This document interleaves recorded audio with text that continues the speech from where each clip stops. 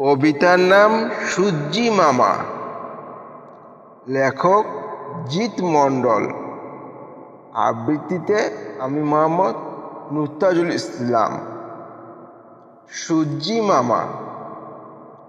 সূর্যি মামা ভীষণভাবে যাচ্ছে যেন ক্ষেপে, সারা দেশটা পুড়ছে শুধুই তার রৌদ্র তাপে।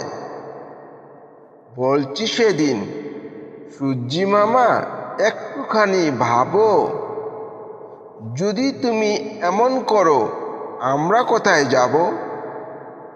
ভীষণ রাগে সূর্যি মামা বলল, এদিক তাকা, গাছপালা সব কেটে তোরা করলি কেন ফাঁকা? সবুজ শ্যামল দেশটা তোদের ছিল যখন ভরা, বলতো দেখি তখন দেশে পারত কি খুব খরা? সবুজ রঙের দেশটা যদি আবার পূর্ণ হয়, সেদিন তোরা রক্ষা পাবি, তার আগে তো নয়।